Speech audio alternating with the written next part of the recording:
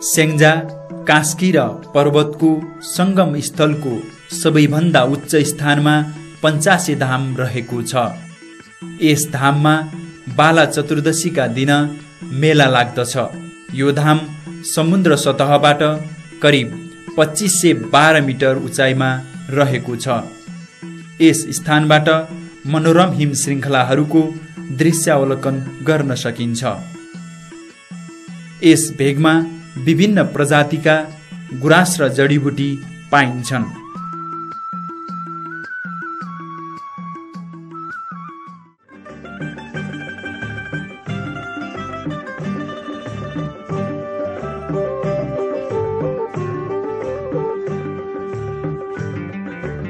हामी स्याङ्जा जिल्लाका विभिन्न धार्मिक र ऐतिहासिक स्थलहरूको भ्रमणका क्रममा आज हामी पौवे गौँडेको नुवाकोट स्थित नुवाकोटे दरबार हेर्न भनेर उत्सुकताका साथ आएका थियौँ।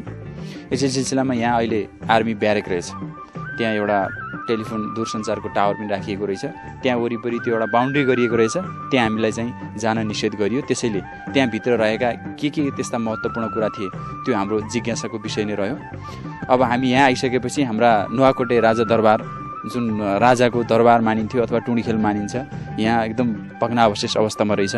सबै यो दरबारहरू भत्काएर यहाँका हाम्रा लोकल बासिन्दाको भनाइ पनि सुनियो।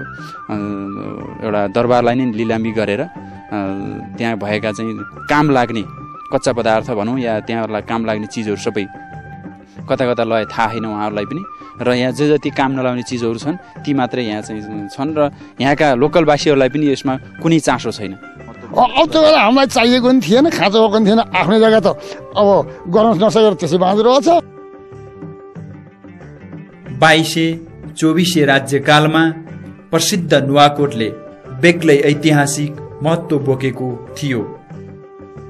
त्यसताका यसै ठाउँको नामबाट यस क्षेत्रलाई नुवाकोट पश्चिम 4 नम्बर भनिएको पाइन्छ।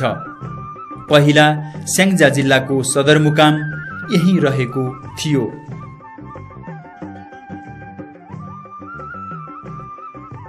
सोरेक गाउँ विकास समितिमा ऐतिहासिक महत्त्व राख्ने सोरेक मैदान रहेको छ। यस मैदानले आफ्नै किसिमको पर्यटकीय महत्त्व बोकेको छ। यहाँ विभिन्न चाडपर्वमा मेला महोत्सव आयोजना गरिन्छ।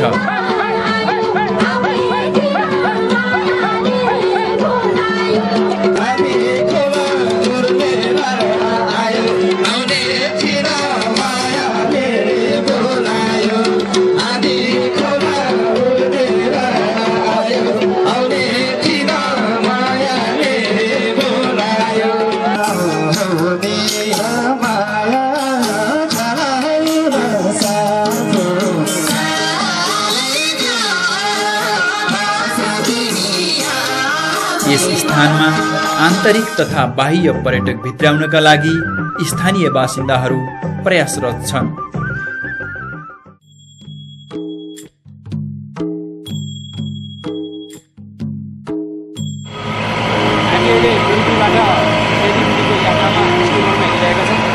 करिब यो आधी घण्टाको स्टिमरको यात्राबाट हामी सेतीगढी पुग्छौँ।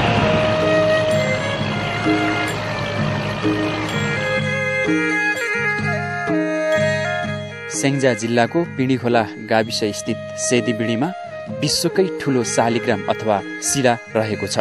यसको उचाइ करिब 38 मिटर छ भने गोलाइ 65 मिटर रहेको छ। यो कालीगण्डकी एको पूर्वी तटमा अवस्थित छ।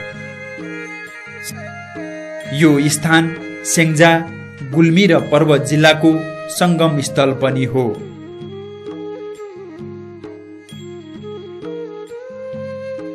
यहाँ विभिन्न चाडपर्वहरू वैशाखे संक्रान्ति, माघे संक्रान्ति, ठुला एकादशीमा विशाल मेला लाग्ने गर्दछ।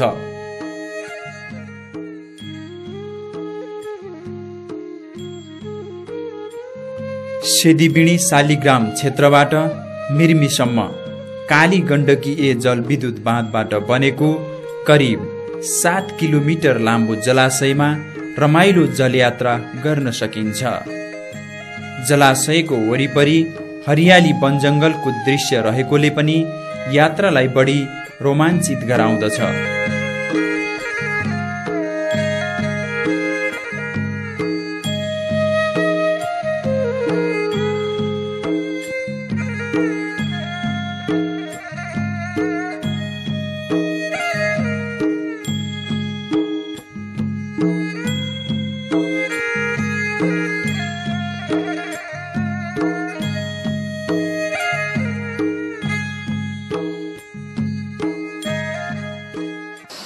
राङमाङ खोलाको चाहिँ किनारमा अवस्थित यो सातधारा सिद्ध बाबाको चाहिँ गुफाको नामले प्रख्यात छ यो ठाउँ र यो प्राकृतिक गुफा हो र यहाँ पूजाआजा र मन्दिर स्थापना कुन समयबाट भयो हामीले आजसम्म थाहा पाएका छैनौँ। हाम्रो पुर्खाहरूबाटै चाहिँ यो भइआएको। विद्युततर्फ हेर्ने हो भने बुटोल पावर कम्पनी अन्तर्गत आँधीखोला जलविद्युत केन्द्र, नेपाल विद्युत प्राधिकरण र ग्रामीण सामुदायिक विद्युत समितिहरू मार्फत जम्मा 2 नगरपालिका र 39 गाउँ विकास समितिका 17,500 ग्राहकहरूलाई मात्र विद्युत सुविधा उपलब्ध गराइ आएको छ। 500 वाट लिने ग्राहकले 89 डिमान्ड तिर्नुपर्छ भने पर युनिट रेट चाहिँ ₹1.75 तिर्नुपर्छ। यो आँधीखोला जलविद्युत केन्द्र चाहिँ अरूभन्दा अलि भिन्नै किसिमको छ। पहिला एउटा विद्युत मात्र निकाल्ने नभएर यसले चाहिँ इरिगेसनको काम पनि गरेको छ। 286 हेक्टर जमिनमा अहिले चाहिँ सिंचित छ भनौँ, स्याङ्जा र पाल्पा जिल्ला गरेर। स्याङ्जा जिल्लाको चाहिँ तुलसी भन्ज्याङ र जगतदेवी गाविस पर्छन् र पाल्पा जिल्लाको असर्दी भनौँ हुगी गाविस पर्छ। नेपालकै सबैभन्दा ठुलो जलविद्युत आयोजना काली गण्डकी ए यसै जिल्लामा भए तापनि उक्त योजनाबाट उत्पादित विद्युत जिल्लावासीले उपभोग गर्न नपाई अधिकांश जिल्लावासीहरूले अँध्यारोमा नै रात बिताउनु परेको यथार्थता यस जिल्लामा छ। यस सम्बन्धमा सम्बन्धित विद्युत उत्पादन आयोजनाका प्रमुख के भन्नुहुन्छ त? खास गरेर यस कालीगण्डकी जलविद्युत परियोजनाको जुन अहिलेको स्थिति रहेको छ देशको सबैभन्दा ठुलो आयोजना हो र यसको प्रविधिहरू स्वचालित किसिमको उपकरणहरू जडान छन्। अर्थात् एउटा कन्ट्रोल रुममा बसेर हाम्रो अपरेटरहरूले यो आयोजनालाई सञ्चालन गर्न सक्छन्, मेसिन चलाउन सक्छन्, मेसिनमा भार तलमाथि बनाउन सक्छन् र साथै मेसिन बन्द गर्न पनि सकिन्छ। 5.2 किलोमिटर 5210 मिटर लामो सुरुङद्वारा जल प्रवाह गराएर यहाँ चाहिँ सहज ट्याङ्कमा पानी पठाइन्छ र सहज ट्याङ्कबाट पेनिस्टक पाइपबाट पानी तल पठाएर 115 मिटरको उचाइबाट पानीलाई पठाइसकेपछि विद्युत उत्पादन हुन्छ।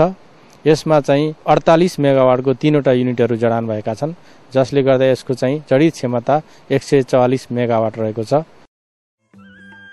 जिल्लाका अधिकांश जनताहरू कृषि र पशुपालनमा आश्रित छन्। भिर, पाखा र पहाडी जमिनको भूबनोट भए तापनि यस जिल्लामा विशेष गरेर अन्न खेती हुने गरेको छ। पशुपालनलाई पनि जिल्लावासीले सदियौंदेखि अगाल्दै आएका छन्। अन्न खेतीका अतिरिक्त यस जिल्लामा सुन्तला, कफी जस्ता नगदे बाली फस्टाउँदै गएको छ। प्रति वर्ष 15 करोडको सुन्तला र करिब 1 करोडको कफी निकासी हुने गरेको छ। यसका साथै मौसमी तथा बेमौसमी तरकारी लगाउने प्रचलन पनि बढ्दो छ। यी यस्ता नगदे बालीले जनताको जीवनस्तर सुधार गर्न ठूलो भूमिका खेलेको छ। उन्नत खेती र नगदे बालीको माध्यमबाट जिल्लावासीहरूको जीवनस्तर उकास्न कृषि विकास कार्यालय स्याङ्जा लगायत अन्य सङ्घ संस्थाहरूले महत्त्वपूर्ण भूमिका खेल्दै आएका छन्। इतिहासमा पहिलो पटक स्याङ्जा बजार, वालिङ बजार, गलेङ बजारमा गोब्रे च्याउहरू, कन्ने च्याउहरू बजारमा पाइएको छ। किसानहरूले आकर्षित भएका छन् र यसलाई अझ प्राविधिक हिसाबले अझ बढी जानकारी दिनुपर्ने अवस्था देखिएको छ। यसै गरी यो स्याङ्जा जिल्ला चाहिँ पौराणिक हिसाबले पनि बढी नामी भएको, यहाँ विभिन्न मठ मन्दिरहरू र विभिन्न पर्यटकीय स्थलहरू भएको हुँदाखेरि र त्यो पर्यटक स्थलमा पर्यटकहरू आउने र पर्यटकले चाहना अनुसार स्थानीय स्तरमै उत्पादित चिजहरू खान मनपर्ने हुँदाखेरि त्यो ठाउँमा स्वस्थ वर्धक स्वस्थ उत्पादनहरू गर्नमा हामीले जोड दिएका छौँ। रासायनिक मलहरू प्रयोग नगरिकन, रासायनिक विषादी प्रयोग नगरिकन कृषकहरूलाई एकीकृत बाली पोषण कार्यक्रमहरूबाट कृषक पाठशाला सञ्चालन गरेर उनीहरूले आफै चाहिने अर्ग्यानिक प्रोडक्टहरू अर्ग्यानिक फर्टिलाइजर उत्पादन गरेर सो प्रयोग गरेर उत्पादन गरेको तरकारीहरू सेवन गर्नको लागि अथवा तरकारीहरू उत्पादन गर्ने व्यवस्था हामीले मिलाउन गइरहेछौँ र हामीले उत्पादन गरेको अर्ग्यानिक अथवा प्राङ्गानिक मलहरू धेरै राम्रो छ र यसरी हामीले एग्री टुरिज्मलाई चाहिँ कसरी प्रमोट गर्ने भन्ने विषयमा पनि हामीले निज ठाउँ विशेषको उत्पादन जस्तो कुरिलोहरूको हामीले ठाउँ ठाउँमा उत्पादन गर्न दिइरहेको छौँ। गत वर्षदेखि नै कुरिलो बजारमा आइरहेको छ। कुरिलो चाहिँ धेरै पौष्टिक चिज हो र विदेशीहरूलाई मनपर्ने यो कुरिलोको सुपहरू खान उनीहरूले मनपर्छ र समग्रमा हामीले चाहिँ स्याङ्जा जिल्लामा आउने पर्यटकहरूलाई स्वस्थ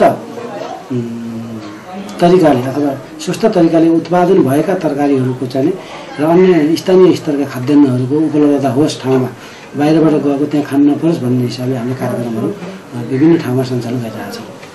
स्याङ्जा जिल्लामा संस्थागत रूपमा विद्यालयको स्थापना विक्रम सम्वत 1980 पछि मात्र हुन थालेको पाइन्छ। आधुनिक शिक्षाको सुरुवात भने विक्रम सम्वत 2010 सालबाट मात्र भएको थियो।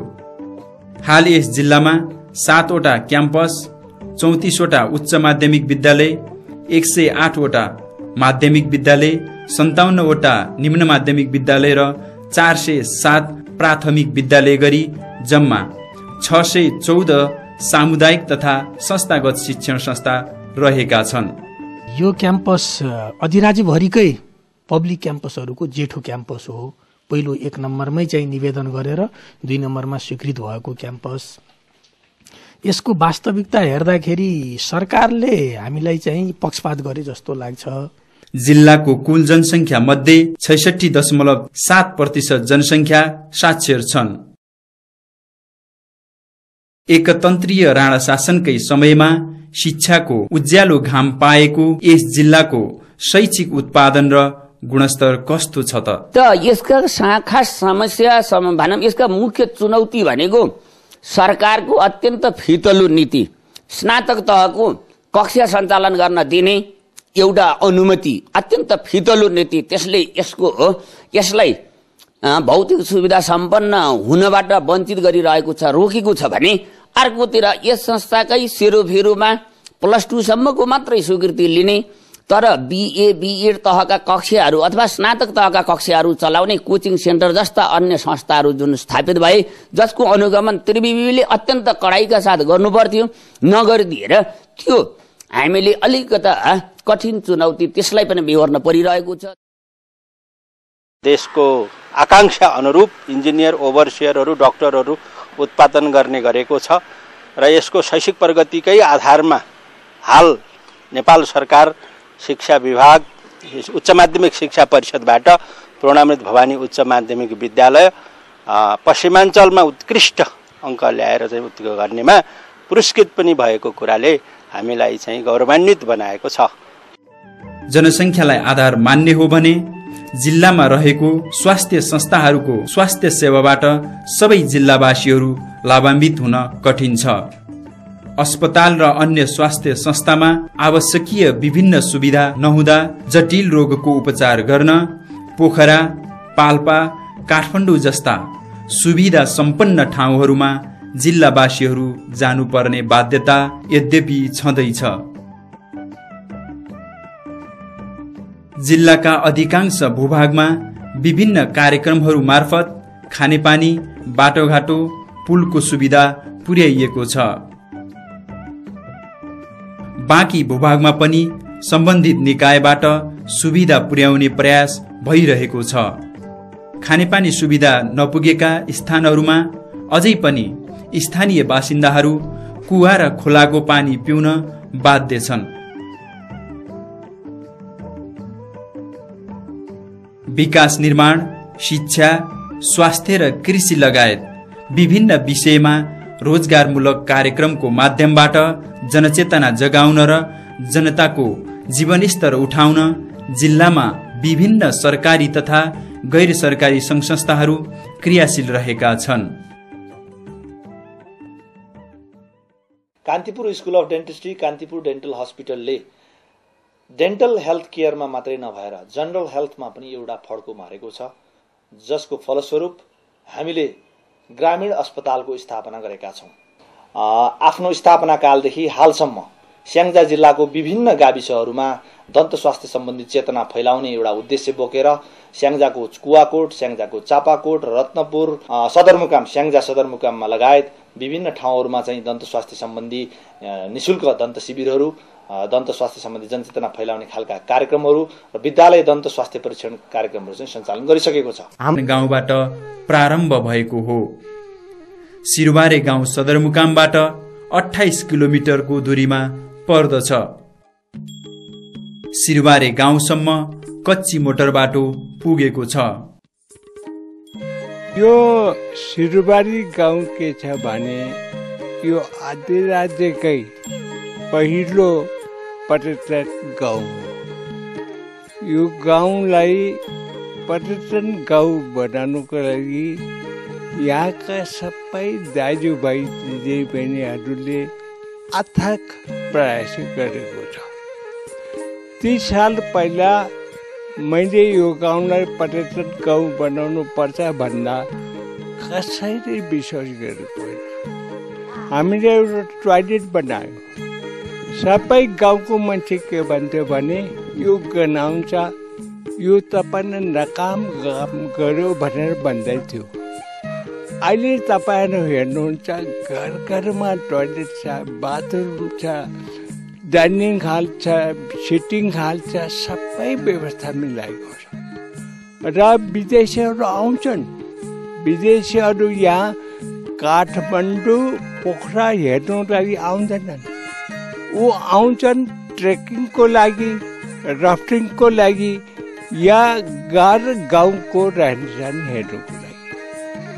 ऊ यहाँ आएर असाध्यै खुसी हुन्छ। अब विदेशीहरूले यहाँको पर्यटन घाट ठिक भएर मात्रै हुँदैन। यहाँको वातावरण सबभन्दा जरुरी छ। यहाँको जङ्गल हेर्छ, यहाँको स्कुल हेर्छ, यहाँको गाउँको रहनसहन हेर्छ, यसको सफाइ हेर्छ, तब मात्र उसले शिक्षा बन्छ। हामी कोसिस गर्दछ कि जो सब्जी वगैरह पकाउँछ बनाउँछ त्यो मल नहाल्ने, युरिया मल नहाल्ने, भैँसीको गोबर हालेर बनाउने। र विदेशीलाई एक दफा ध्यान आकर्षण गरायो कि हाम्रो सब्जी त यस्तो हो भनेपछि विश्वास गर्छ। यस कारणले यो पर्यटन गाउँ बनाउनुको यहाँको मान्छेको ठुलो हात छ। तपाईँहरूलाई सबै कुरा हामी देखाउन सक्दैन। सबै मान्छे रुएर जान्छ। सिडिओको अफिसमा पिउन हुन्छन्, बजेट हुन्छन्, सफाइ हुँदैन। हाम्रो गुम्बा हेर त, तपाईँ रास्ता हेर, पर्यटन भवन हेर, बजेट छैन, कोही पिउन पनि छैन। तर हाम्रो मान्छे आफै आफू गर्छन्। त्यो सबभन्दा राम्रो कुरा हो। यो पर्यटनको लागि हामीले कोसिस नगर्ने भए यो गाउँ यस्तो बन्ने थिएन। 4-5 सालमा जो 50 साल अगाडि गयो गाउँ, यो पर्यटन गर्दा हामी चुप्प लाएर बस्मा त्यस्तै हुन्थ्यो। र एउटा कुरा म के भन्छु भने विकासको लागि हेर्दाखेरि पहिला व्यक्तिले आफ्नो विकास गर्नुपर्छ, आफ्नो घरको विकास गर्नुपर्छ, घरकालाई सुचारू रूपले चलाउनुपर्छ। नेपाल आदि राज्यमा कतिको घर छन् ठिक चलेको छैन, दक्कमको चलेको। सबै मान्छेले घर बनाएपछि टोल बन्छ, सबै मान्छेले टोल बनाएपछि गाविस बन्छ, सबैलाई गाविस जिल्ला बन्छ, 75 जिल्ला बने देश बन्छ। प्रधानमन्त्रीको रह्यो के काम? यो कुरा हामी बुझ्दैनौँ। यसले विकास हाम्रो सबै ठुला मान्छेहरू गाउँको विकास गर्छु भन्छ, बजेट राख्छ, गाउँलाई राख्दैन। आत्माको कुरा छ। गुरुङ संस्कृतिको बाहुल्यता रहेको सिरुबारे पर्यटकीय गाउँ प्राकृतिक सौन्दर्यका साथै मनोरम दृश्यहरूले भरपूर छ। यहाँका बस्ती, सडक, गुम्बा, पाटी पौवा व्यवस्थित, सफा र आकर्षक छन्। यस गाउँमा स्थानीय कला संस्कृति र परम्पराका नृत्य र गीत पनि सुलभ रूपमा अवलोकन गर्न पाइन्छ।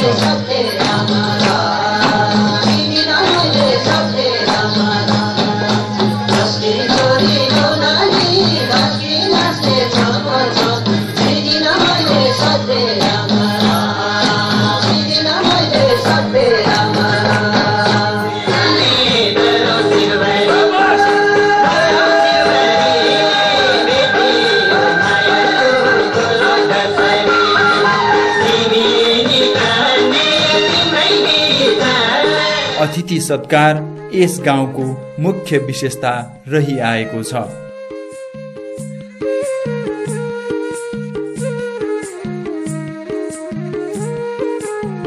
कालिकाकोटको वार्ड नम्बर 6 मा रहेको यो गडहरे गुफा साँच्चै नै आश्चर्यको छ।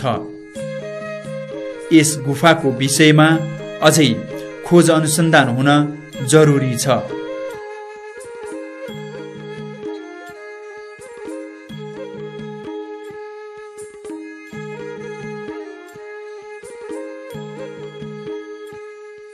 यस गुफाको भित्र विभिन्न आकारमा रहेका मूर्तिहरू देख्न सकिन्छ।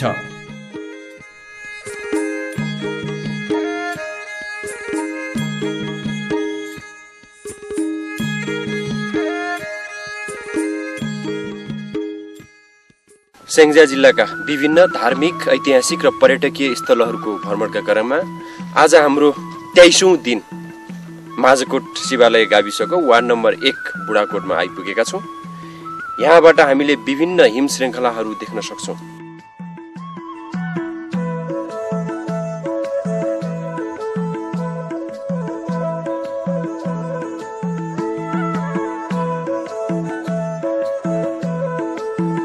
करिब 1718 मिटर उचाइमा रहेको बुढाकोटबाट माछापुच्छ्रे, धौलागिरी, अन्नपूर्ण जस्ता मनमोहक हिम श्रृङ्खलाहरूको अवलोकन गर्न सकिन्छ।